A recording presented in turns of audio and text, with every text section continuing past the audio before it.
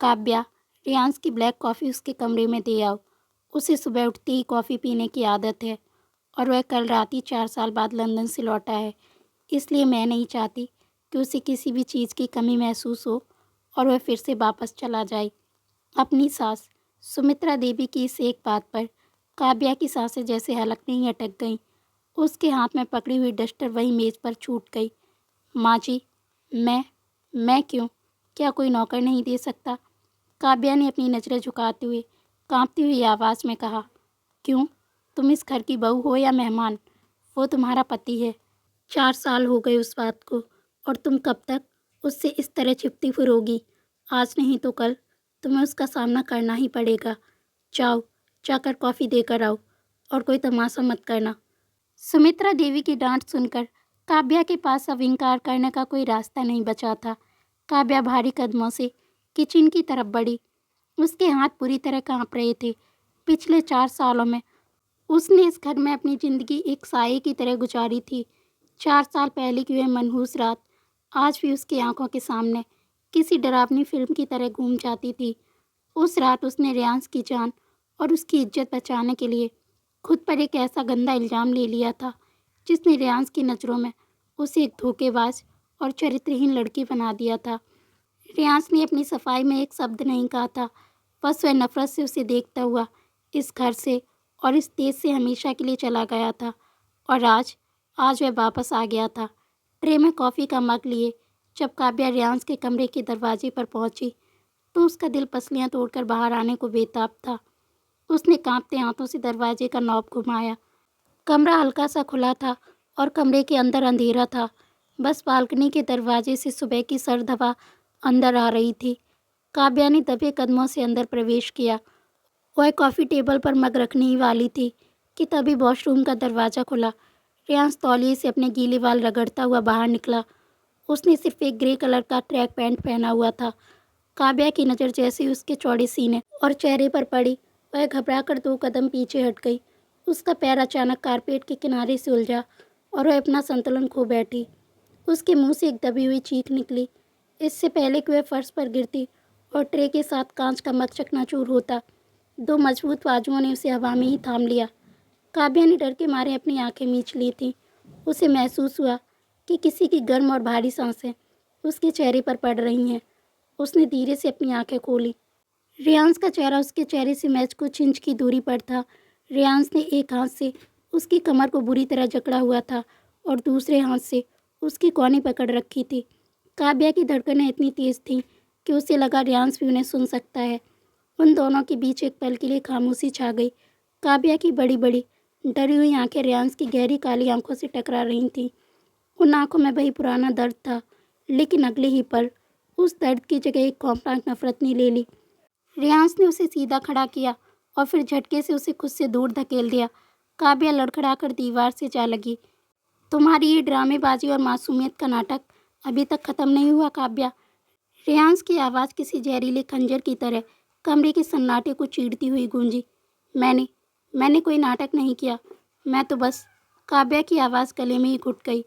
उसकी हिम्मत नहीं हो रही थी कि वह रियांस से नजरें मिला सके। बस क्या, मेरे करीब आने का कोई नया बहाना ढूंढ रही थी? रियांस एक कदम बढ़ाकर उसके बिल्कुल करीब आ गया। उसने अपना हाथ दीवार पर काव्या के चेहरे के पास टिका दिया, जिससे काव्या पूरी तरह उसके घेरे में आ गई। 4 साल काव्या, 4 साल लग गए मुझे उस बेइज्जती को भुलाने में जो तुमने मुझे इस पूरे खानदान के सामने दी थी। मेरी इज्जत का जनाजा निकाल कर, मेरी ज़िंदगी बर्बाद करके। तुम्हें क्या लगा था कि मैं कभी वापस नहीं आऊँगा और तुम यहाँ इस घर की रानी बनकर राज करोगी? रियांस की आंखों में खून उतर आया था। उसकी गर्दन की नसें गुस्से से उभर आई थी। काव्या की आंखों से आंसू छलक पड़े और उसके गालों को भिगोने लगे। रियांस, प्लीज़, आप गलत समझ रहे हैं। उस रात मैं मजबूर थी। झूठ मत बोलो काव्या। रियांस ने जोर से दीवार पर मुक्का मारा, जिससे काव्या डर के मारे सहम गई। तुम मजबूर नहीं थी, तुम एक धोखेबाज हो। तुमने खुद को बचाने के लिए मुझ पर वह घिनौना इल्ज़ाम लगाया। तुमने मेरी मोहब्बत को, अनामिका को मुझसे दूर कर दिया। आज भी जब मैं तुम्हारा चेहरा देखता हूँ तो मुझे उस रात की याद आती है। मुझे तुमसे नफ़रत है, तुम्हारी शक्ल से नफ़रत है। काव्या के होंठ कांपने लगे। वह चीख चीख कर कहना चाहती थी कि मैंने वह सब तुम्हारे लिए किया था रियांस, ताकि विक्रम तुम्हारा करियर और तुम्हारी ज़िंदगी तबाह ना करते, लेकिन वह कुछ नहीं बोल पाई। एक अदृश्य खौफ ने उसके होंठ सिल रखे थे। अगर उसने आज सच बोला तो विक्रम के पास मौजूद वह फर्जी वीडियो रियांस की बची खुची ज़िंदगी भी बर्बाद कर देगा। रियांस ने काव्या के गालों पर गिरते आंसुओं को देखा। एक पल के लिए उसके हाथ उठे जैसे वह उन आंसुओं को पोंछना चाहता हो, लेकिन फिर उसने अपनी मुट्ठियां कस लीं और खुद को पीछे खींच लिया। बंद करो अपनी ये घड़ियालू आंसू और आइंदा मेरे कमरे में बिना इजाज़त कदम रखने की कोशिश मत करना। जाओ यहाँ से। रियांस ने नफरत से अपना चेहरा दूसरी तरफ फेर लिया। काव्या अपने आंसुओं को पीती हुई तेज़ी से कमरे से बाहर निकल गई। दरवाज़ा बंद होते ही वह उसी दरवाजे से टिककर ज़मीन पर बैठ गई और अपने दोनों घुटनों में सिर छुपाकर खामोशी से फूट फूट कर रोने लगी। उसे लगा था कि शायद 4 साल का वक्त रियांस के दिल की नफ़रत को कुछ कम कर देगा, लेकिन आज उसे एहसास हो गया था कि यह नफ़रत की आग बुझी नहीं है, बल्कि अब यह ज्वालामुखी बनकर फटने वाली है और इस ज्वालामुखी में सबसे पहले वह खुद जलकर राख होने वाली थी। काव्या अभी भी दरवाजे के बाहर ज़मीन पर बैठी सुबह ही रही थी कि तभी किसी के कदमों की आहट सुनकर उसने झटके से अपने आंसू पोंछे और खड़ी हो गई। सामने सुमित्रा देवी खड़ी थीं। उनकी आंखों में काव्या के लिए ना तो कोई हमदर्दी थी और ना ही कोई नरमी। यहाँ ज़मीन पर बैठकर क्यों रो रही हो? सुमित्रा देवी ने तीखी आवाज़ में पूछा। कुछ नहीं माँ जी, बस, काव्या ने अपनी नज़रें चुराते हुए कहा। माँ जी, मेरा सामान अब दूसरे कमरे में रखवा दो। क्यों काव्या, तुम होश में तो हो? तुम्हें अंदाज़ा भी है तुम क्या कह रही हो? और हाँ, तुमने जो बात मुझसे कही किसी और से मत कहना। वह चिल्लाकर बोली। काव्या बुरी तरह कांप गई। वह आगे बोली, देखो काव्या, जो कुछ भी 4 साल पहले हुआ मैं उसे भूलना चाहती हूँ। रियांस वापस आ गया है और अब मैं नहीं चाहती कि घर के नौकरों या बाहर वालों को तुम दोनों के बीच की दूरियों का कोई भी अंदाज़ा हो। इस तरह कमरा अलग करने से बात नहीं बनेगी। मैंने तुम्हारा सारा सामान रियांस के कमरे में ही रखवा दिया है। आज से तुम वहीं रहोगी। काव्या की आंखें फटी की फटी रह गईं। लेकिन माँ जी, रियांस क्या? वह तुम्हारा पति है। अब जाओ और हाँ, एक पत्नी होने का अपना फ़र्ज निभाओ। किसी न किसी को तो पहल करनी ही होगी। सुमित्रा देवी अपना फैसला सुनाकर वहाँ से चली गईं और काव्या को ऐसा लगा जैसे किसी ने उसे गहरी खाई में धकेल दिया हो। रियांस की माँ के दबाव में दोनों का एक ही कमरे में रहना अब तय हो चुका था। रात के 11 बज चुके थे। काव्या कमरे के दरवाजे पर खड़ी थी। उसके हाथ में पानी का जग था और उसकी उंगलियां डर से ठंडी पड़ चुकी थीं। उसने गहरी सांस ली और दरवाज़ा खोला। कमरे में सिर्फ नाइट लैंप की हल्की पीली रोशनी थी। रियांस बेड के एक तरफ करवट लिए सो रहा था। उसने कंबल आधा ओढ़ा हुआ था। काव्या दबे कदमों से अंदर गई, ठीक वैसे ही जैसे कोई चोर किसी अजनबी घर में घुसता है। उसने पानी का जग साइड टेबल पर रखा। उसकी नज़र रियांस के शांत चेहरे पर पड़ी। सोते हुए वह कितना मासूम लग रहा था, बिल्कुल उस रियांस की तरह जिससे काव्या कभी बेइंतहा मोहब्बत करती थी। लेकिन काव्या जानती थी कि यह शांति सिर्फ एक छलावा है। जागते ही यह शख्स नफरत का ज्वालामुखी बन जाता है। काव्या ने कमरे में रखे काउच की तरफ देखा। वहाँ कोई तकिया या चादर नहीं थी। वह फर्श पर भी नहीं सो सकती थी क्योंकि नवंबर की ठंड ने फर्श को बर्फ़ बना दिया था। हार मानकर वह बेड के दूसरे किनारे पर बिल्कुल सिकुड़ कर लेट गई। उसने खुद को इस तरह समेट लिया कि उसका कोई भी हिस्सा रियांस को ना छुए। रात गहराती जा रही थी। ठंड के कारण काव्या नींद में कांपने लगी। अनजाने में गर्मी की तलाश में उसका शरीर बेड के बीच की तरफ खिसकने लगा। सोते समय काव्या रियांस के बिल्कुल करीब आ गई। तभी काव्या का एक हाथ रियांस के चौड़े सीने पर जा पड़ा। रियांस, जो असल में सोया नहीं था बल्कि सिर्फ आंखें बंद किए हुए था, इस अचानक हुए स्पर्श से चौंक गया। उसने झटके से अपनी आंखें खोली। नाइट लैंप की मध्यम रोशनी में काव्या का चेहरा उसके सीने के बिल्कुल करीब था। उसकी गर्म और धीमी सांसें रियांस की गर्दन पर पड़ रही थीं। काव्या का चेहरा ठंड से पीला पड़ गया था और उसके होंठ कांप रहे थे। रियांस का पहला विचार उसे झटक कर दूर करने का था। उसका दिमाग चीख रहा था कि यह वही लड़की है जिसने उसकी ज़िंदगी बर्बाद की है, जिसने उसे दुनिया के सामने जलील किया। लेकिन जब उसने काव्या के कांपते हुए शरीर और उसके मासूम चेहरे को देखा तो उसके अंदर का सारा गुस्सा जैसे पिघलने लगा। रियांस खुद को रोक ना सका। काव्या को दूर धकेलने के बजाय रियांस ने अपना एक मजबूत हाथ काव्या की कमर पर रखा और उसे खींचकर पूरी तरह अपनी आगोश में ले लिया। काव्या का सिर अब रियांस के सीने पर था और रियांस ने कंबल दोनों के ऊपर डाल लिया। रियांस के शरीर की गर्मी पाकर काव्या के कांपते होंठ शांत हो गए और उसने अनजाने में रियांस की शर्ट को अपनी मुट्ठी में कस लिया। रियांस की धड़कनें बेकाबू हो रही थीं। वह बस काव्या के चेहरे को देखे जा रहा था। तुमने ऐसा क्यों किया काव्या? क्यों मेरी मोहब्बत का कत्ल किया? उसने फुसफुसाते हुए खुद से सवाल किया। उसके दिल में काव्या के लिए नफरत और प्यार की एक भयानक जंग छिड़ी हुई थी। अचानक काव्या ने नींद में कोई डरावना सपना देखा। नहीं, प्लीज उन्हें कुछ मत करना, वह नींद में ही बड़बड़ाई और उसके माथे पर पसीना आ गया। रियांस ने घबराकर काव्या का चेहरा थाम लिया। काव्या, काव्या उठो। काव्या ने झटके से आंखें खोली। वह हाँफ रही थी। अगले ही पल उसे एहसास हुआ कि वह कहाँ है और किसके इतने करीब है। रियांस का चेहरा उसके चेहरे से महज कुछ इंच दूर था और रियांस के हाथ उसकी कमर और गालों पर थे। कमरे में एक भारी खामोशी छा गई। खामोश नज़रों का टकराव हुआ। काव्या की डरी हुई, आंसुओं से भरी आंखें रियांस की गहरी, दर्द से भरी आंखों को देख रही थी। यह वह पल थे जहाँ दोनों के दिल बिना कुछ कहे एक दूसरे से बातें कर रहे थे। काव्या चाहकर भी खुद को रियांस की बाहों से दूर नहीं कर पा रही थी और रियांस की पकड़ उस पर ढीली नहीं हो रही थी। क्या तुम? रियांस की आवाज़ भारी और कांपती हुई थी। क्या तुम अब भी मुझसे डरती हो? काव्या की आंखों से एक आंसू छलककर रियांस के हाथ पर गिरा। वह सच बताना चाहती थी। वह चीख चीख कर कहना चाहती थी कि उसे रियांस से नहीं बल्कि उस खौफनाक विक्रम से डर लगता है। लेकिन तभी उसके दिमाग में विक्रम की वह धमकी गूंज उठी।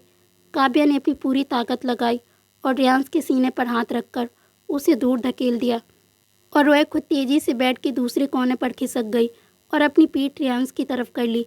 मुझसे दूर रहिए, काव्या ने रुधे हुए गले से कहा। हालांकि उसका अपना दिल इस दूरी से तड़प उठा था। रियांस का बढ़ा हुआ हाथ हवा में ही रुक गया।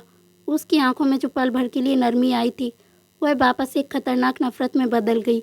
उसने अपनी मुट्ठी जोर से भींच ली और बेड से उठ खड़ा हुआ। मैं कौन सा तुम्हारे पास आया था? तुम खुद मुझसे चिपक कर सो रही थी और मुझे कोई शौक़ नहीं है तुम्हारे पास आने का। सच तो ये है कि तुम्हारी यही औकात है काव्या। तुम कभी मेरी मोहब्बत के लायक थी ही नहीं। इतना कहकर रियांस बालकनी का दरवाज़ा खोलकर सर्द रात के अंधेरे में बाहर चला गया। पीछे कमरे में काव्या ने तकिए में अपना मुंह छुपा लिया और एक बार फिर खामोशी से सुबक सुबक कर रोने लगी। दूरियां मिटने की बजाय अब और भी गहरी हो गई थी।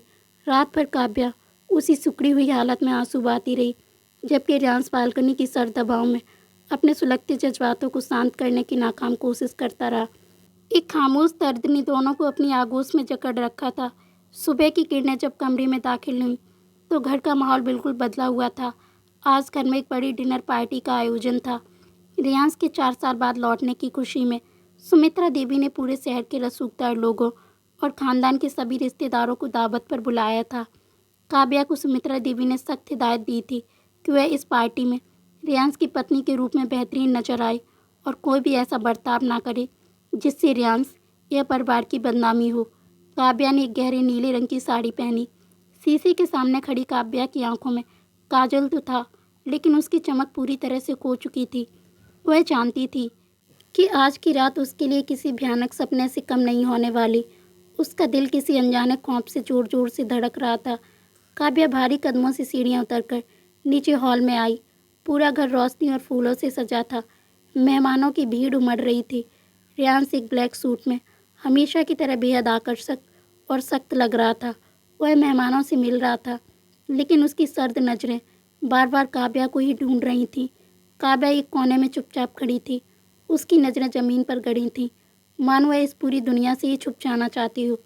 तभी मुख्य दरवाजे पर कुछ हलचल हुई और विक्रम की एंट्री हुई। विक्रम रियांस का चचेरा भाई, चेहरे पर एक सातिर मुस्कान और आंखों में वही पुरानी दरिंदगी लिए घर में दाखिल हुआ। विक्रम को देखते ही काव्या के पैरों तले जमीन खिसक गई। उसका शरीर बर्फ की तरह ठंडा पड़ गया और सांसें जैसे सीने में ही अटक गई।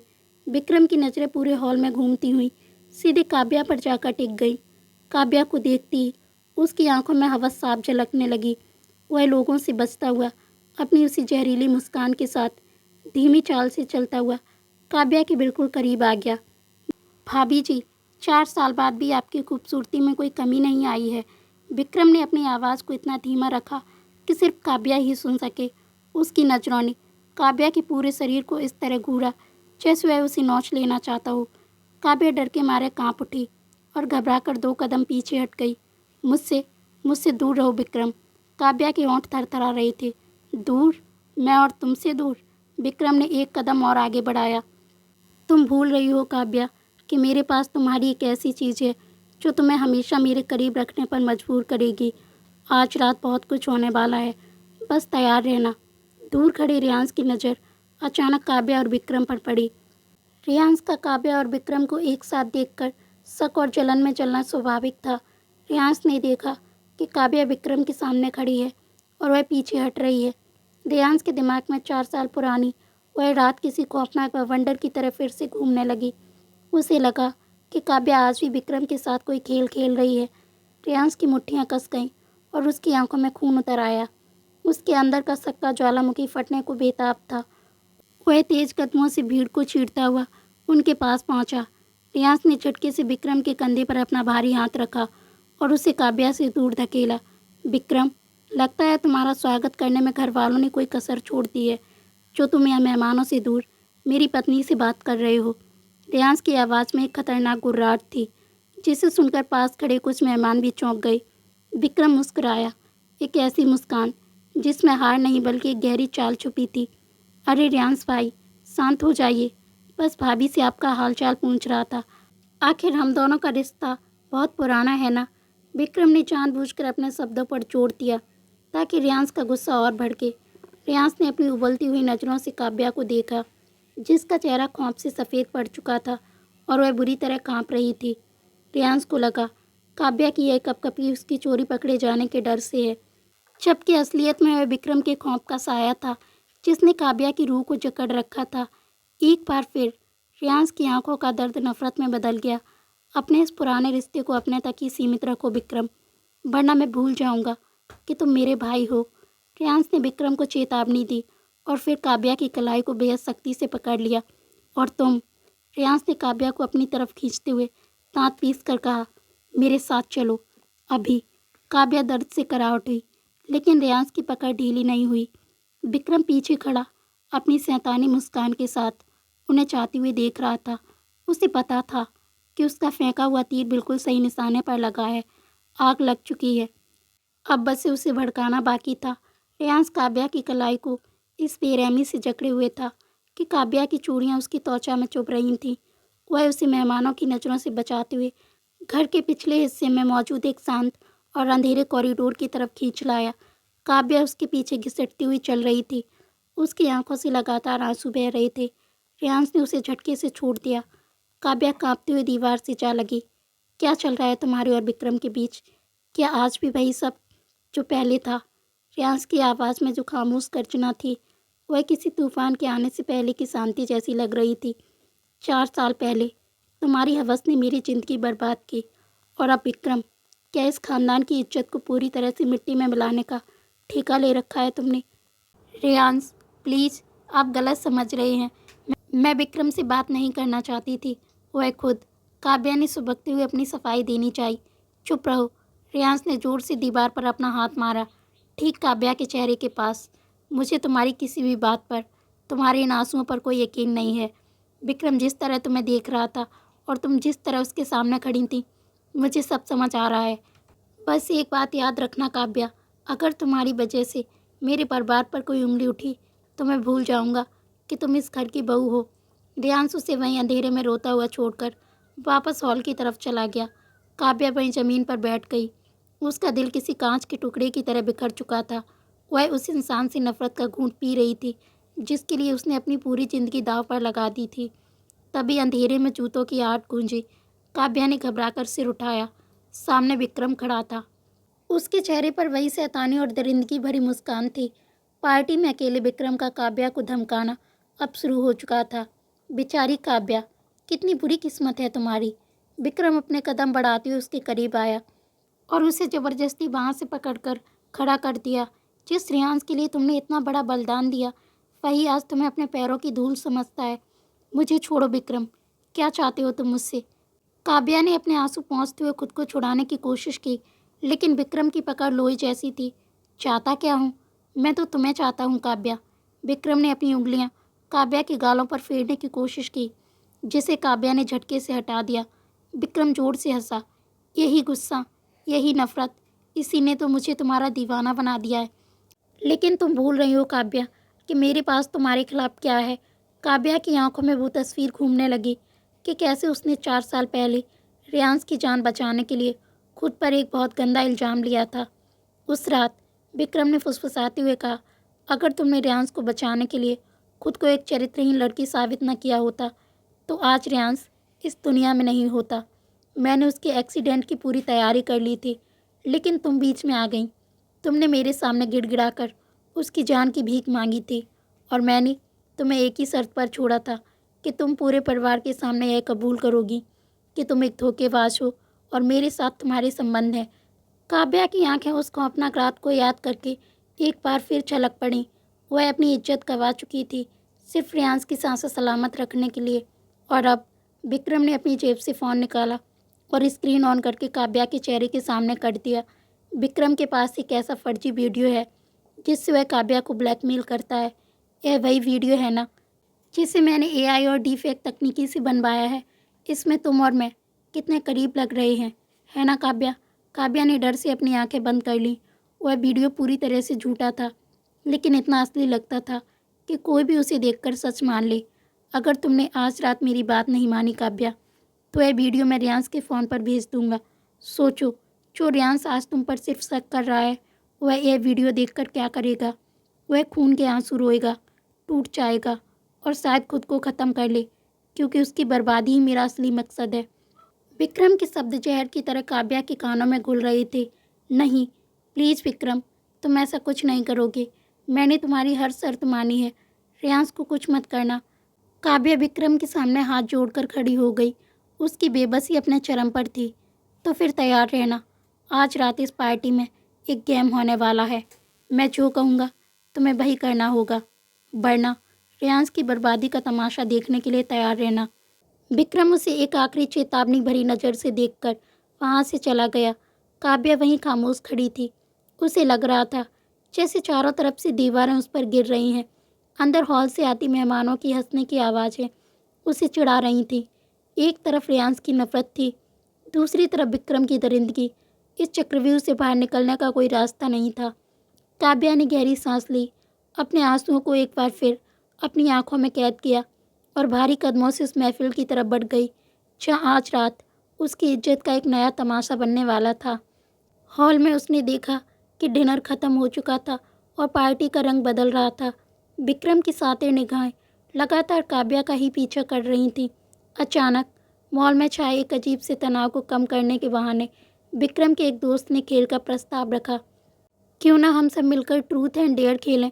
मुझे यकीन है कि किसी को ऐतराज़ नहीं होगा। विक्रम के समर्थन के साथ यह बात कही गई। रेयांश ने एक सर्द और बेपरवाह नज़र विक्रम पर डाली, लेकिन परिवार के बाकी युवाओं और मेहमानों ने जोर शोर से हामी भर दी। सब लोग हॉल के बीचों बीच एक गोल दायरा बनाकर बैठ गए। काव्या चुपचाप एक कोने में खड़ी रहना चाहती थी, लेकिन सुमित्रा देवी के शक्तिशाली और दबाव के कारण उसे भी ना चाहते हुए उस घेरे में जाकर बैठना पड़ा। परिवार के बीच यह गेम अब शुरू हो चुका था। एक खाली कांच की बोतल बीच में घुमाई गई। शुरुआत में कुछ हल्की फुल्की बातें और हंसी मजाक हुआ, लेकिन काव्या की धड़कनें किसी अनहोनी के डर से तेज़ी से चल रही थीं। उसे विक्रम की धमकी याद आ रही थी कि उसे वह सब करना होगा जो विक्रम कहेगा। अगली बार जब बोतल घूमी तो उसकी गति धीमी होती गई और अंततः उसका मुंह ठीक काव्या की तरफ आकर रुक गया। पूरे हॉल में एक पल के लिए सन्नाटा छा गया। विक्रम के चेहरे पर एक जहरीली और विजयी मुस्कान फैल गई। ट्रूथ या डेयर भाभी जी? विक्रम ने अपनी मक्कार भरी आवाज़ में पूछा। काव्या का गला सूख चुका था। उसने कांपती हुई आवाज़ में ट्रूथ, सच चुना। उसे लगा कि शायद सच चुनकर वह विक्रम के किसी गंदे डेयर से बच जाएगी, लेकिन वह नहीं जानती थी कि विक्रम का जानबूझकर ऐसे सवाल पूछने का इरादा था जो काव्या के जख्मों को गहराई तक कुरेदे।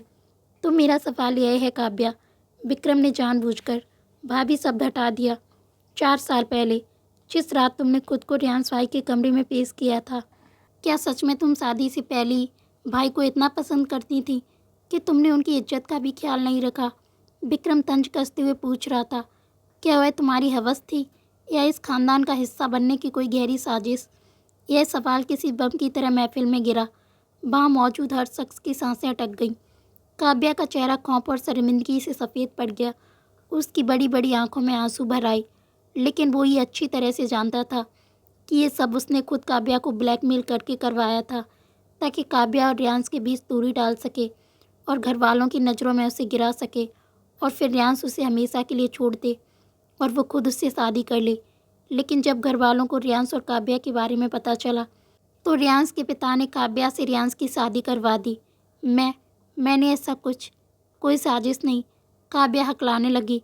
वह चीखकर सच बताना चाहती थी कि कैसे वह विक्रम के कहने पर ही उस रात रियांश के कमरे में गई थी। लेकिन विक्रम की जेब में रखा हुआ फ़ोन और उस फर्जी वीडियो का खौफ उसकी जुबान काट रहा था। इससे पहले कि काव्या अपनी सफाई में एक शब्द भी और कह पाती, रियांश अपनी जगह से झटके से खड़ा हो गया। उसकी आंखों में बेइंतहा नफरत और गुस्सा चमक रहा था, और उसने अपनी मुट्ठियां इतनी ज़ोर से कस ली थीं कि उसकी नसें उभर आई थीं। रहने दो विक्रम, इससे सच की उम्मीद करना ही बेवकूफ़ी है। रियांश की सर्द और भारी आवाज़ पूरे हॉल में गूंजी। अब रियांश का नाम इस्तेमाल करके काव्या को सबके सामने जलील करना शुरू हो गया। मेरी ज़िंदगी में अगर कोई लड़की अहम थी तो वह सिर्फ अनामिका थी, और हमेशा वही रहेगी। कुछ लोग हमारी ज़िंदगी में ज़बरदस्ती शामिल तो हो जाते हैं, लेकिन वह दिल में कभी जगह नहीं बना सकते। वह प्यार नहीं, सिर्फ एक घिनौना समझौता होता है। और जो लड़की अपनी इज्जत की नीलामी खुद कर सकती है, वह मेरे प्यार के क्या, मेरे पैर की धूल की भी लायक नहीं है। रियांश का हर एक शब्द काव्या के दिल पर किसी तेज जहरीले खंजर की तरह लगा। महफिल में बैठे सभी लोग, खासकर सुमित्रा देवी और परिवार के अन्य सदस्य, उसे एक हिराकत भरी नज़रों से देख रहे थे। वह सबके सामने पूरी तरह से टूट चुकी थी। उसकी रूह जैसे छलनी हो गई थी। वह उस इंसान से नफरत का एक खौफनाक घूंट पी रही थी जिसके लिए उसने अपनी पूरी जिंदगी और इज्जत दांव पर लगा दी थी। विक्रम पीछे बैठा अपनी शैतानी मुस्कान के साथ इस तमाशे का मजा ले रहा था। उसका फेंका हुआ तीर बिल्कुल सही निशाने पर लगा था। काव्या अब यह घुटन और चिल्लत और बर्दाश्त नहीं कर सकी। उसकी आंखों से आंसुओं का बांध टूट पड़ा। वह अपना मुंह दोनों हाथों में छुपाकर महफिल के बीच से उठी और घर के पिछले हिस्से में मौजूद अंधेरे कॉरिडोर की तरफ भाग गई। वहाँ जाकर वह ज़मीन पर गिर पड़ी और अपनी किस्मत पर फूट फूट कर रोने लगी। उसे लग रहा था कि उसने अपने हाथों से अपनी ही ज़िंदगी बर्बाद कर ली है। सन्नाटे में गूंजती उसकी सिसकियाँ उस गहरे दर्द की गवाह थीं जिसे सुनने वाला वहाँ कोई नहीं था। लेकिन काव्या इस बात से बिल्कुल अनजान थी कि उस खूब अंधेरे कॉरिडोर के दूसरे छोर पर एक भारी पिलर की ओट में खड़ा एक शख्स उसे कब से खामोशी से देख रहा था। वह कोई और नहीं था, रियांश था।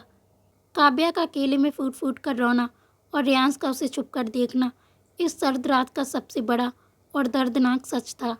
रियांश ने महफिल में उसे जलील तो कर दिया था, लेकिन जैसे ही काव्या अपना मुंह छुपाकर वहाँ से भागी, रियांश के सीने में भी जैसे किसी ने खंजर उतार दिया हो। वह महफिल के शोर से बचकर उसके पीछे पीछे यहाँ तक आ गया था।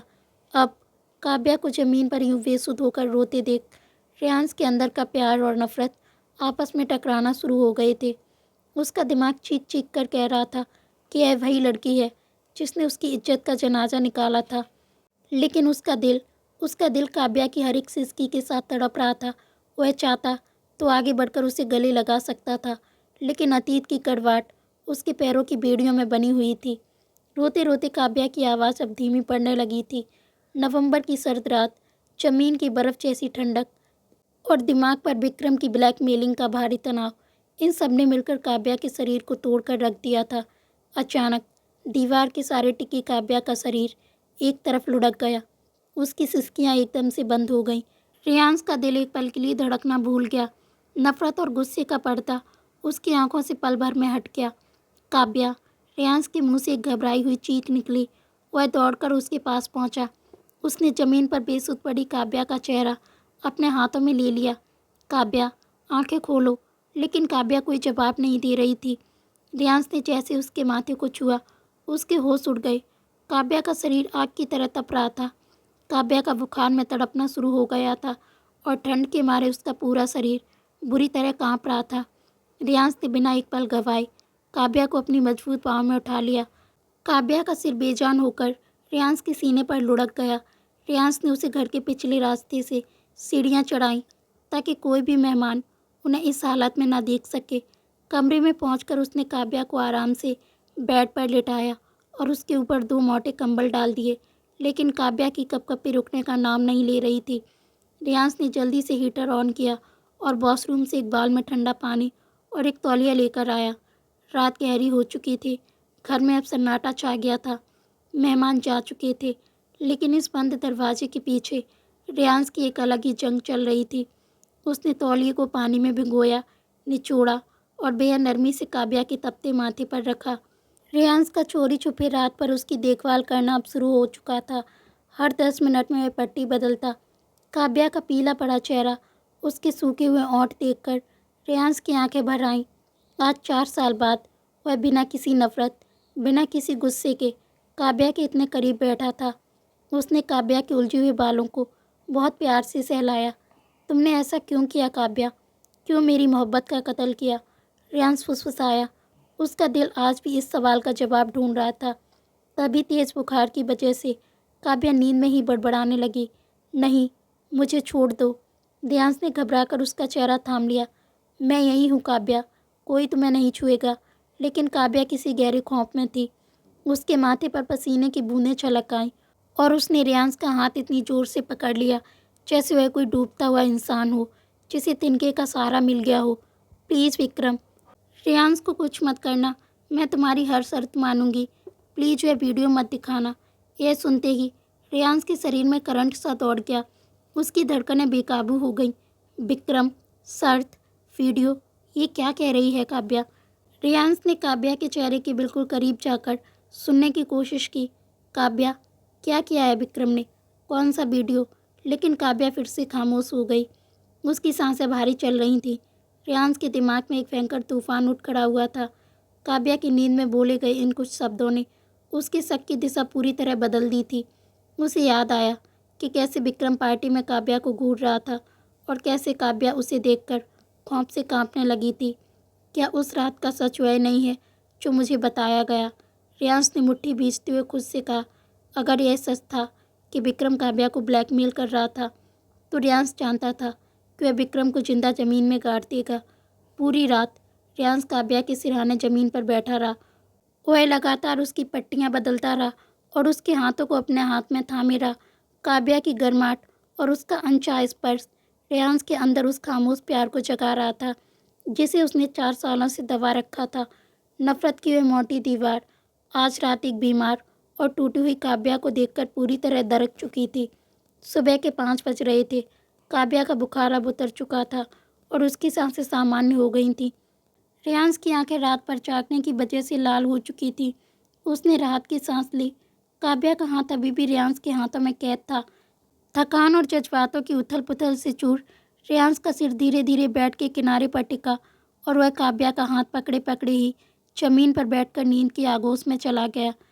बंद दरवाजे के पीछे की यह रात दोनों की जिंदगी में एक बहुत बड़ा तूफान लेकर आने वाली थी। अब बस अगली खौफनाक सुबह का इंतजार था। सूरज की किरणें बंद खिड़की के कांच से छनकर रेयांश के कमरे में दाखिल हुई और इसी के साथ उस खामोश रात का सन्नाटा भी टूट गया। काव्या ने धीरे धीरे अपनी भारी पलकें खोली। बुखार की वजह से उसका पूरा बदन अभी भी टूट रहा था, लेकिन जैसे ही उसकी नज़र अपने दाहिने हाथ पर गई, उसकी सांसें जैसे गले में ही अटक गईं। उसका छोटा सा हाथ रेयांश के मजबूत हाथों में पूरी तरह कैद था। रेयांश जमीन पर बैठे बैठे ही बेड के किनारे पर अपना सिर टिकाए गहरी नींद में सो रहा था। काव्या की आंखों में अविश्वास और एक अजीब सी नमी तैर गई। जो इंसान कल रात महफिल में सबके सामने उसके चरित्र की धज्जियां उड़ा रहा था, जो उसे अपने पैरों की धूल समझता था, वही शख्स पूरी रात जागकर एक पहरेदार की तरह उसकी देखभाल करता रहा। काव्या के दिल में छुपे हुए उस खामोश प्यार ने एक बार फिर करवट ली। उसने अनजाने में अपना दूसरा हाथ उठाया। उसकी कांपती हुई उंगलियां रेयांश के बिखरे हुए बालों को छूना चाहती थीं, लेकिन तभी रेयांश की सांसों की गति बदली। उसने करवट ली और उसकी आंखें खुल गईं। काव्या ने झटके से अपना हाथ पीछे खींच लिया। खामोश नज़रों का एक बार फिर जबरदस्त टकराव हुआ। रेयांश की लाल आंखों में आजकल वाली वह खौफनाक नफरत नहीं थी, बल्कि एक गहरी उलझन और अनकहा दर्द था। काव्या की वो नींद में बड़बड़ाए गए शब्द, प्लीज़ विक्रम, रेयांश को कुछ मत करना, वह वीडियो मत दिखाना, रेयांश के दिमाग में हथौड़े की तरह बज रहे थे। रेयांश ने धीरे से काव्या का हाथ छोड़ दिया और अपनी जगह से खड़ा हो गया। बुखार उतर गया तुम्हारा? रेयांश की आवाज़ सर्द थी, लेकिन उसमें एक छुपी हुई फिक्र थी जिसे वह चाहकर भी दबा नहीं पा रहा था। जी शुक्रिया, काव्या ने अपनी नज़रें चादर पर गड़ाते हुए बेहद धीमी आवाज़ में कहा। रेयांश उसे कुछ पल तक खामोशी से घूरता रहा। वह सीधे सीधे पूछना चाहता था कि विक्रम की उस वीडियो का क्या सच है, लेकिन उसे एहसास हुआ कि अगर काव्या इतने सालों से विक्रम के खौफ में जी रही है तो वह इतनी आसानी से सच नहीं उगलने वाली। अगर उसने ज़बरदस्ती की तो काव्या शायद और डर जाएगी। रेयांश ने तय किया कि उसे खुद ही विक्रम की इस दरिंदगी का पर्दाफाश करना होगा। आज कमरे से बाहर निकलने की ज़रूरत नहीं है, आराम करो, रेयांश ने अपना चेहरा दूसरी तरफ फेरते हुए कहा और वॉशरूम की तरफ बढ़ गया। दिन ढलता गया और हवेली का माहौल कल रात की पार्टी की थकान मिटाता हुआ शांत हो गया। रेयांश किसी ज़रूरी काम का बहाना देकर दोपहर में ही घर से बाहर निकल गया था। काव्या कमरे में अकेली थी। रात का अंधेरा फिर से हवेली पर छाने लगा था और उसी के साथ काव्या के दिल का खौफ भी बढ़ने लगा था। रात के करीब 11 बज रहे थे। कमरे में सिर्फ खिड़की की टिक टिक गूंज रही थी। तभी अचानक काव्या के फ़ोन की स्क्रीन चमकी। एक अनजान नंबर से मैसेज था, लेकिन उसके अल्फाज बता रहे थे कि भेजने वाला कौन है। बेचारी काव्या, खेल अभी ख़त्म नहीं हुआ है। आज रात के ठीक 12 बजे हवेली के पीछे वाले पुराने सुनसान कमरे में आ जाना। विक्रम का काव्या को आधी रात को एक सुनसान कमरे में बुलाना अब शुरू हो चुका था। मैसेज पढ़ते ही काव्या के हाथ बुरी तरह कांपने लगे। उसके माथे पर पसीने की बूंदें छलक आईं। उसने कांपते हाथों से रिप्लाई टाइप किया, मैं कहीं नहीं आऊँगी विक्रम, मुझे अकेला छोड़ दो। मैसेज सेंड होते ही कुछ ही सेकंड में फ़ोन की घंटी बज उठी। स्क्रीन पर वही अनजान नंबर था। काव्या ने डरते डरते फ़ोन कान से लगाया। तुम्हारी ये मासूमियत मुझे बहुत पसंद है भाभी जी। विक्रम की खौफनाक और सातिर आवाज़ कानों में पड़ी। क्या चाहती हो तुम? मैंने तुम्हारी हर बात मानी। कल रात सबके सामने जिल्लत भी सही, अब और क्या? काव्या रो पड़ी। उसकी बेबसी अपनी चरम पर थी। चाहता तो मैं बहुत कुछ हूँ काव्या, और रही बात तुम्हारे ना आने की, तो याद रखना कि तुम्हारा प्यारा रेयांश अभी भी बाहर है। विक्रम ने एक शैतानी हंसी हंसते हुए कहा।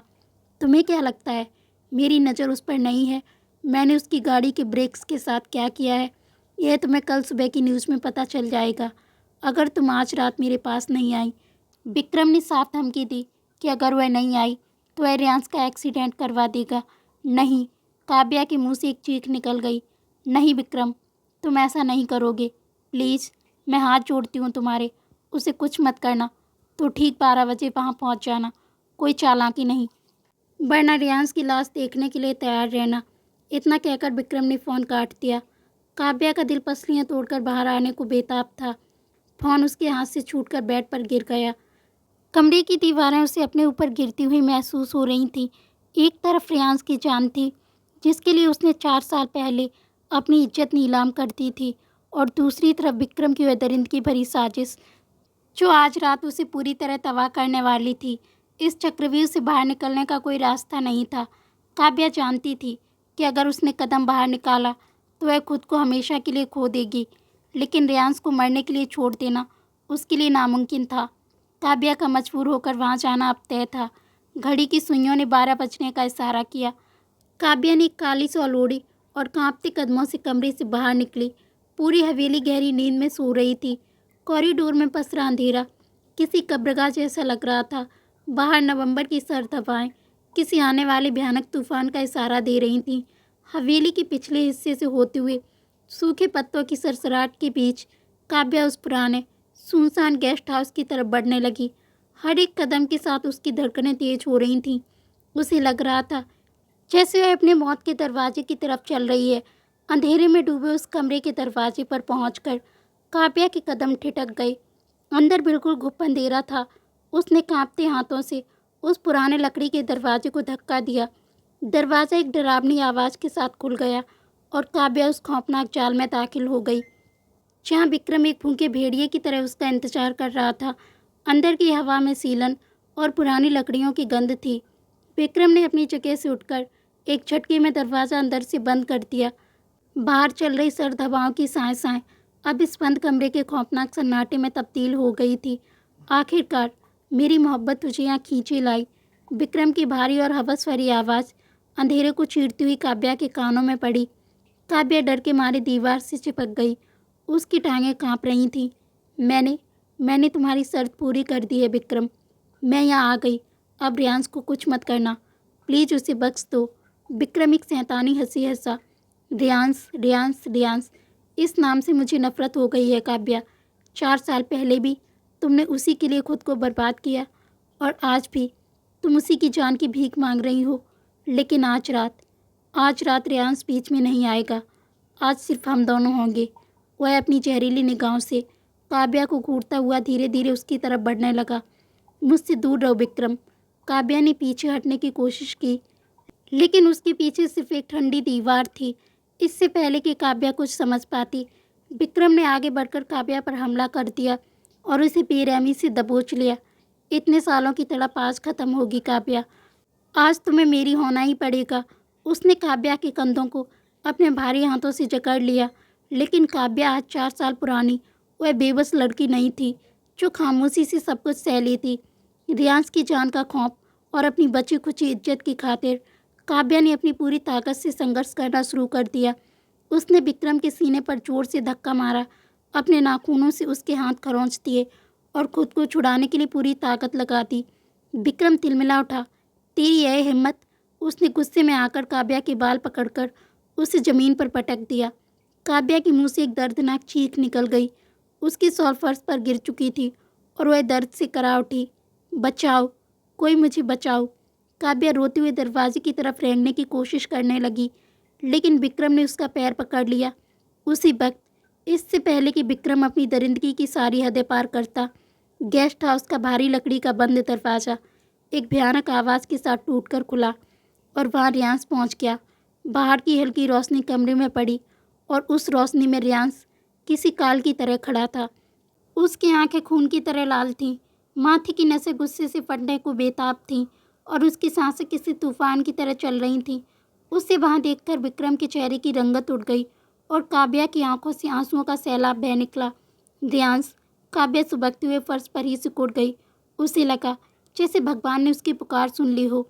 रियांश ने एक पल के लिए ज़मीन पर पड़ी काव्या की बिखरी हुई हालत देखी। काव्या के आंसू, उसके कांपते होंठ और उसकी वह बेबसी देखकर रियांश के सीने में किसी ने खंजर उतार दिया।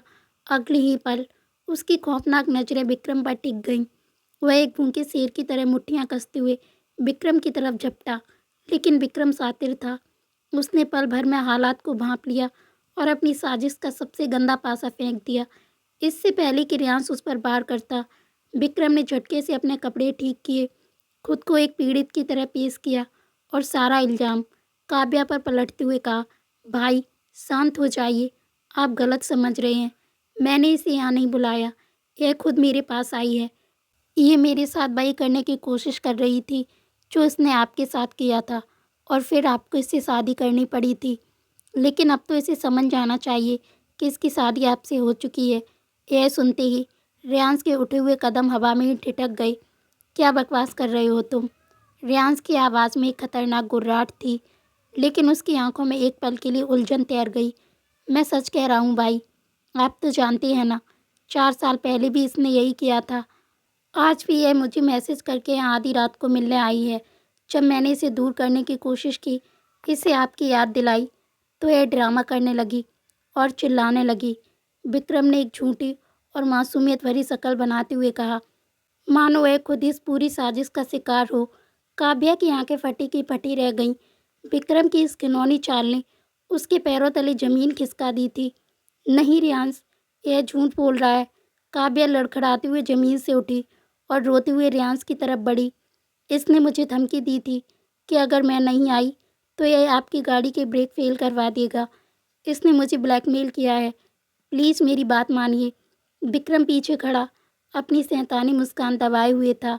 देखा भाई, यह खुद को बचाने के लिए मुझ पर कैसे इल्ज़ाम लगा रही है, बिल्कुल वैसे ही जैसे 4 साल पहले इसने आपको फंसाया था। रियांश का दिमाग सुन्न हो रहा था। कमरे का सन्नाटा अब एक ऐसे तूफान में बदल चुका था जहाँ सच और झूठ की सबसे बड़ी जंग होने वाली थी। एक तरफ विक्रम के वो जहरीले शब्द थे जो रेयांश के 4 साल पुराने जख्मों को कुरेद रहे थे, और दूसरी तरफ काव्या की वो भींगी हुई दर्द भरी आंखें थीं जो बिना कुछ कहे अपनी बेगुनाही की गवाही दे रही थी। रेयांश ने काव्या को देखा और फिर विक्रम को। कमरे का सन्नाटा इतना गहरा था कि काव्या को अपनी ही धड़कनें किसी हथौड़ी की तरह बजती हुई महसूस हो रही थीं। रेयांश खामोशी से भारी कदमों के साथ आगे बढ़ा। विक्रम की आंखों में एक बेचैनी और शैतानी चमक थी। उसे पूरा यकीन था कि उसका फेंका हुआ पासा बिल्कुल सही बैठा है। देखा भाई, मैंने कहा था ना। लेकिन इससे पहले कि विक्रम अपनी बात पूरी कर पाता, रेयांश ने झटके से आगे बढ़कर विक्रम का कॉलर पकड़ लिया। रेयांश की आंखों में जो आग धधक रही थी वह विक्रम को भस्म कर देने के लिए काफ़ी थी। तूने क्या सोचा विक्रम, कि तू एक बार फिर अपनी इस घिनौनी चालों में मुझे फंसा लेगा? रेयांश की आवाज़ किसी घायल शेर की दाढ़ जैसी थी। तू मुझे बेवकूफ़ समझता है? विक्रम घबरा गया। भाई, आप क्या कह रहे हैं?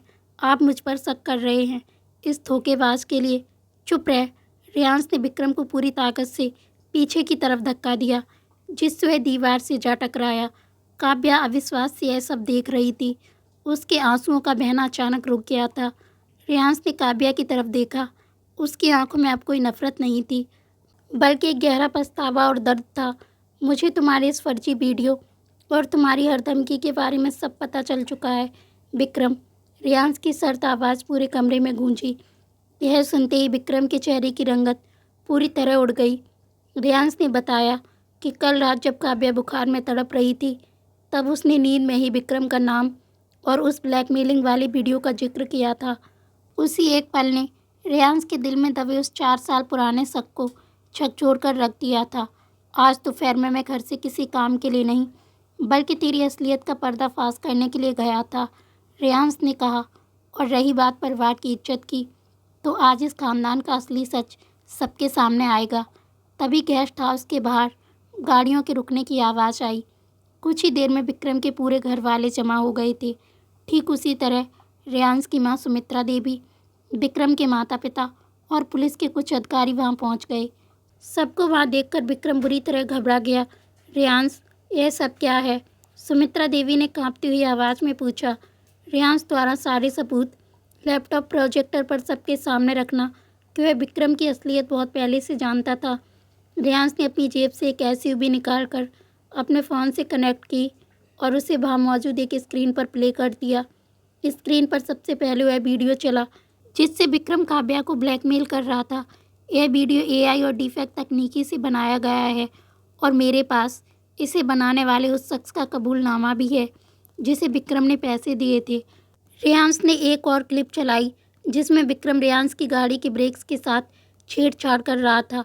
यह सबूत देखते ही विक्रम के माता पिता शर्मिंदगी से नजरें झुका लिए। पूरा परिवार सन्न रह गया था। विक्रम पागलों की तरह अपनी सफाई देने लगा। नहीं, यह सब झूठ है, काव्या ने। इससे पहले कि वह एक शब्द और बोलता, रेयांश का एक जोरदार तमाचा उसके गाल पर पड़ा। उस तमाचे की गूंज से पूरा कमरा थर्रा उठा। 4 साल तक मैंने उस लड़की से नफरत की जिसने मेरी जान बचाने के लिए खुद की इज्जत नीलाम कर दी, सिर्फ तेरी वजह से। रेयांश का सीना गुस्से और दर्द से ऊपर नीचे हो रहा था। पुलिस ने तुरंत आगे बढ़कर विक्रम को हथकड़ियाँ पहना दी। विक्रम का पुलिस के हवाले होना और परिवार का काव्या से माफ़ी मांगना अब तय था। जैसे ही विक्रम को वहाँ से ले जाया गया, कमरे का बोझिल माहौल एक अजीब सी खामोशी में डूब गया। काव्या, जो अब तक दीवार के सहारे खड़ी यह सब देख रही थी, अब पूरी तरह टूट चुकी थी। उसके अंदर का सालों पुराना खौफ आज खत्म हो गया था। वह ज़मीन पर बैठी हिचकियों से रो रही थी। सुमित्रा देवी और विक्रम के माता पिता की आंखों में पछतावे के आंसू थे। वे काव्या के पास आए और उसके सामने हाथ जोड़कर खड़े हो गए। मुझे माफ़ कर देना बेटी, हमारी बेटी की वजह से तुम्हें बहुत कठिन सफ़र तय करना पड़ा है। काव्या ने सुबकते हुए सिर हिलाया। प्लीज़ आप लोग हाथ मत जोड़िए, बस मुझे अब और इल्ज़ाम नहीं सहने।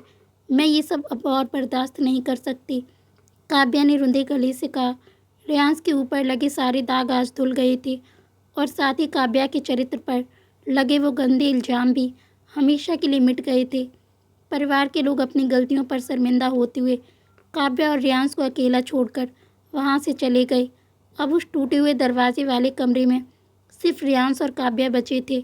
रियांश धीरे धीरे चलकर काव्या के पास आया और उसके सामने घुटनों के बल बैठ गया। काव्या ने अपनी नज़रें झुका ली थीं।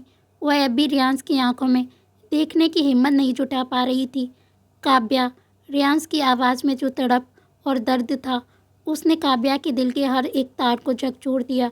एक नया और सबसे भावुक मोड़ अब उन दोनों की ज़िंदगी में आने वाला था। काव्या ने अपनी भीगी हुई पलकें उठाईं और रियांश को देखा। रियांश, आपने मेरे लिए इतना सब कुछ किया। काव्या रियांश का हाथ पकड़कर आंखों में एक उम्मीद लिए पूछ रही थी, जबकि आप तो मुझसे नफरत करते हैं और करनी भी चाहिए। रियांश के दिल ने खामोशी से कहा, नफरत ही तो नहीं कर सका तुमसे। काव्या का दर्द अब आंसुओं के समंदर में बह निकला था। लेकिन काव्या ने मन ही मन रियांश को छोड़ने का फैसला कर लिया था, क्योंकि उसे लगता है रियांश अनामिका से प्यार करता है। यह दर्द अब उसके शब्दों में झलकने लगा था। मैं आपके काबिल नहीं हूँ। मैं आपको छोड़ दूंगी और आप अनामिका से शादी कर लेना। लेकिन सच में मुझे बिल्कुल उम्मीद नहीं थी कि आप मेरे लिए इतना सब कुछ करेंगे। काव्या रोते हुए एक ही सांस में सब कुछ कह रही थी। उसकी बेबसी और सालों की तड़प इतनी गहरी थी कि काव्या रोते हुए रियांश के गले लग गई। इस अचानक हमले पर रियांश पल भर के लिए सुन्न रह गया। उसने उम्मीद नहीं की थी कि काव्या इतने सालों बाद इस वीराने में उसके सीने से लग जाएगी। लेकिन अगले ही पल उसने अपने दोनों मजबूत हाथ काव्या की पीठ पर रख दिए और उसे खुद में भींच लिया। इतने सालों बाद उसके दिल को जैसे सुकून मिला हो। रियांश का उसे रोकना, अपने असली जज्बातों का इजहार करना अब शुरू हो चुका था। चुप, एकदम चुप, और आंसू पोंछो अपने। तुम्हें रोने के अलावा और कुछ आता है? और तुम हर वक्त मुझे छोड़कर जाने वाली बात क्यों करती हो? रियांश ने उसे खुद से हल्का सा दूर करते हुए उसकी आंखों में देखा। तुम्हें लगता है कि मैं तुम्हें जाने दूंगा? नेवर। तुम कहीं नहीं जाओगी। यह बात हमेशा के लिए अपने दिल से निकाल दो कि मैं तुम्हें खुद से दूर कभी जाने दूंगा। काव्या ने अचरज से उसे देखा। और अगर मैं नहीं जाऊंगी तो अनामिका? अनामिका मेरी कुछ नहीं लगती, न पहले और न अब। वो सिर्फ मेरी एक अच्छी दोस्त है, मेरी मोहब्बत नहीं। काव्या ने हल्का सा सिर उठाकर उसे देखा, जैसे यकीन ही ना हुआ हो। तो फिर वह सब क्या था पार्टी में आपने जो कहा? रियांश ने एक गहरी सांस ली। किसने कहा मैं तुमसे नफरत करता हूँ? हाँ, मैं गुस्सा ज़रूर था तुमसे, लेकिन मैंने कभी तुमसे नफरत नहीं की। तुम मेरी मोहब्बत हो। भला अपनी मोहब्बत से भी कोई नफरत करता है? रियांश की बात पर काव्या ने झटके से सिर उठाकर उसे देखा। आप ठीक हैं? आप क्या कह रहे हैं? काव्या को लगा कि रियांश उसमें अनामिका को देख रहा है। बिल्कुल सच कह रहा हूँ। रियांश उसका हाथ पकड़कर मोहब्बत से उसकी आंखों में देख रहा था। अनामिका मेरी बचपन की दोस्त थी। जब उसे पता चला कि मैं तुमसे प्यार करता हूँ तो वह हम दोनों को करीब लाने की कोशिश करने लगी। अच्छा, तो तुम मेरे कॉलेज के सामने वाले गार्डन में उससे मिलने क्यों जाया करते थे? मैं उससे नहीं, बल्कि तुम्हें देखने के लिए वहाँ तुम्हारे कॉलेज के सामने वाले गार्डन में जाता था, ताकि तुम जब कॉलेज से बाहर निकलो तो मैं तुम्हें आराम से देख सकूं। काव्या की धड़कनें रुक सी गईं। 4 साल पहले का वह सच जिसे वह एक तरफा प्यार समझती थी, वह असल में रियांश की भी मोहब्बत थी। मुझे तुमसे इसी बात का गुस्सा था काव्या। मैं जानता था अगर मैं यहाँ रुका तो मैं तुम्हें ज़रूर हर्ट कर दूंगा, और मैं तुम्हें कोई तकलीफ़ दूँ यह मैं बर्दाश्त नहीं कर सकता। रियांश के स्वर में एक गहरा दर्द उभर आया। लेकिन जब मैं तुम्हें और विक्रम को साथ में देखता तो मेरे अंदर का गुस्सा फिर से लावा बनकर बाहर आ जाता और उसकी शिकार तुम होती। रियांश ने काव्या के चेहरे को अपने दोनों हाथों में थाम लिया। तुम एक बार मुझे बस सच बताकर देखती, ट्रस्ट मी, मैं विक्रम की जान ले लेता। ओ माय गॉड रियांश, क्या यह सब सच है? काव्या के बेवकूफ़ाना सवाल पर रियांश खिलखिलाकर हंस रहा था। 4 सालों में पहली बार काव्या ने उसे इस तरह हंसते हुए देखा था। यस मेरी जान, यही सच है, और इसी सच के साथ तुम्हें मेरी ज़िंदगी में शामिल होना होगा। सारी चीज़ों को भुलाकर, सारी परेशानियों को दूर छोड़कर, सिर्फ मैं और तुम। रियांश अपना हाथ बढ़ाकर काव्या का साथ मांग रहा था। काव्या की आंखों में अब दर्द के नहीं, बल्कि बेइंतहा खुशी के आंसू थे। उसने बिना एक पल गवाए अपना हाथ रियांश के हाथ में रख दिया। रियांश ने उसे अपनी बाहों में समेट लिया और उसके माथे पर एक गहरा सुकून भरा चुंबन अंकित कर दिया। नवंबर की सर्द हवाओं के बीच उस टूटे हुए कमरे में आज एक नई और खूबसूरत शुरुआत ने जन्म ले लिया था। सालों का खामोश दर्द आज एक मुकम्मल मोहब्बत में बदल चुका था। तो दोस्तों, ये थी रियांश और काव्या की कहानी बेइंतहा मोहब्बत। आपको ये कहानी कैसी लगी? अगर कहानी अच्छी लगी हो तो प्लीज़ आप हमारे वीडियो को लाइक करें और साथ ही साथ आप हमारे चैनल को सब्सक्राइब ज़रूर करें ताकि आपको ऐसी कहानियाँ सुनने को मिलती रहें। Thank you.